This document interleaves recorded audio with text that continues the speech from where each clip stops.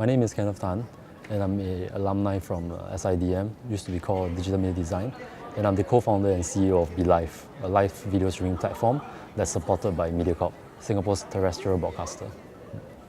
Right, so when I graduated from SIDM, I actually got a placement in this visualization architectural firm called VMW. It's actually one of the top in Singapore.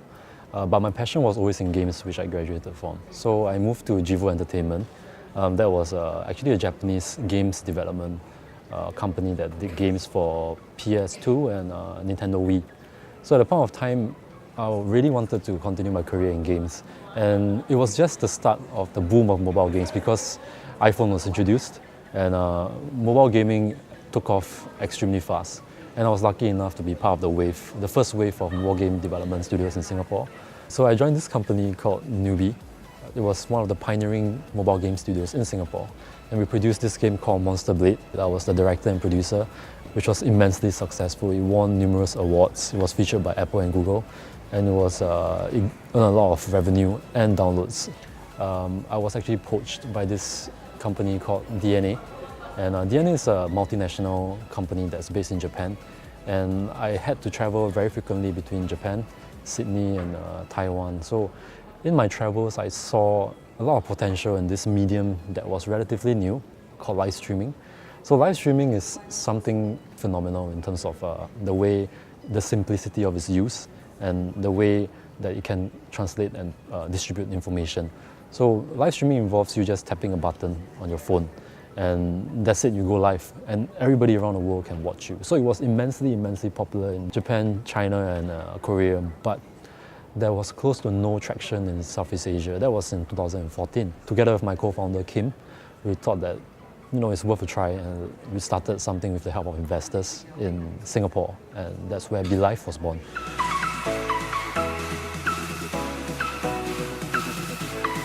As a CEO, my primary focus is customer satisfaction. In a startup, you have to be very dynamic and versatile. So my job primarily is to take care of my team and make sure they have the optimal environment to produce their best work. So obviously I take care of funding for the company, and I make sure that our team members and our content producers, which are the live streamers, have sufficient support and backing to produce their content.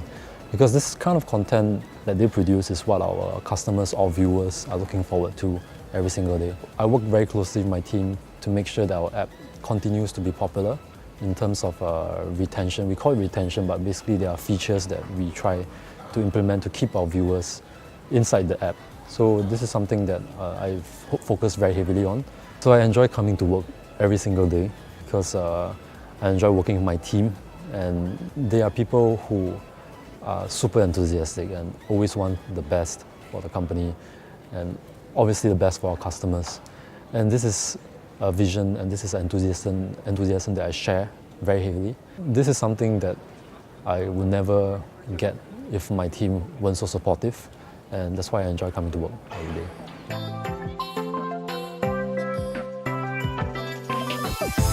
So my co-founder Kim and I, we were always very interested in next generation social media. I mean, you have Facebook, obviously you have Twitter, you have YouTube is considered a video distribution platform, but yes, a form of social media.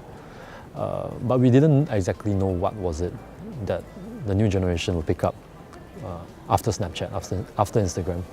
And during our travels to Japan and Korea, I saw that this new form of content distribution, live streaming, was taking off immensely quickly, especially amongst the millennials, right? And we decided that we wanted to bring this medium to Singapore. Not in Singapore, the rest of Southeast Asia. We started in Singapore.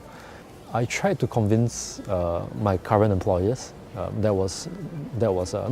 previous employers, DNA, that live streaming would take off in Southeast Asia, not only Japan. They were the owners of Japan's most popular live streaming service, Showroom, and I was part of the team there.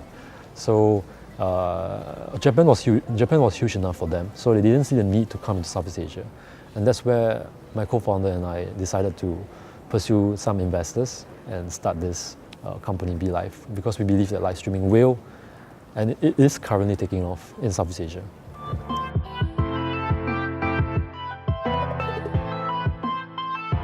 When we first started the company, it was extremely difficult to raise money for this startup because number one, there were no market incumbents, meaning there was no dominating presence in Southeast Asia, which might sound like a good thing, but it means that a new startup has to prove the market, right? So this actually worked against our favor. And when we approached many VCs, venture capital firms, they all rejected us. So we had to put in a lot of our own money to prove that this prototype might work. And thankfully enough, our prototype was done really well. And at the same time, this service from China, backed by YY. YY is one of the top live streaming companies in China. They launched in Southeast Asia and gained immense popularity. And that actually proved that Southeast Asia was a viable market for live streaming. And it became easier for us to raise funds. But prior to that, we had to put in a lot of our own money and really had to trust in the product, even when everybody said that it wouldn't work. Yeah.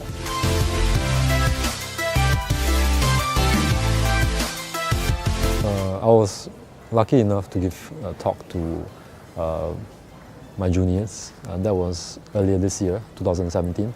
And I talked about the medium of live streaming and why it's going to be very popular in the coming year and the next 2 years.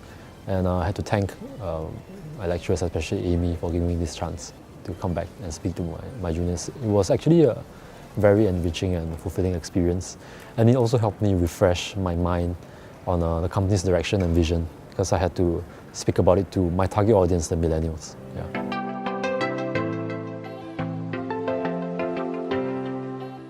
Right. So SIDM was the perfect place for me to hone my fundamentals. Right. Whatever I learned from the school actually applied. Even today, I use it every single day when I'm designing my app. When I'm designing new features, I look back onto my design fundamentals. And I do use Photoshop every day, every single day too. But just remember that a school gives you the tools and teaches you the fundamentals, but it's always up to you to apply them and make sure that they're relevant to whatever you're doing. So I think that's the best advice I can give you. If it wasn't for what I learned in SIDM, I don't think that I would ever be in this space, because it's a media space, right? And I learned a lot of design fundamentals that applied to my everyday working life. So this is something that I don't think I would have learned in a normal course, not normal, but other courses. It's about the user experience that I've picked up a lot from SIDM.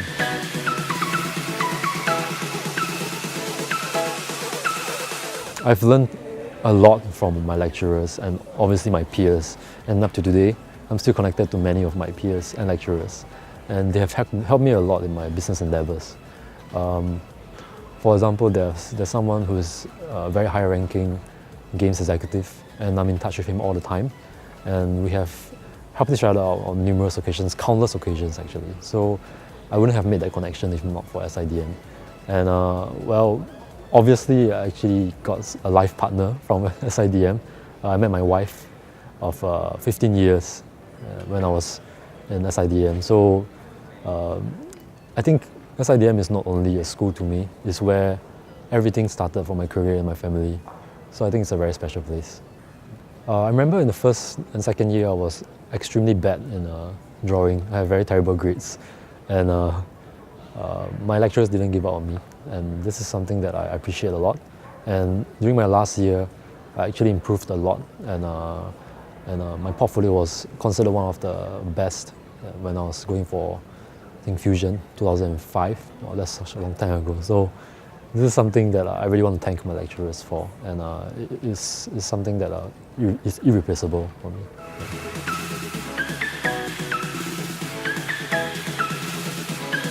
As a platform owner, BeLive, we hope BeLive makes it, and we hope BeLive makes it to the top of Southeast Asian's live streaming market.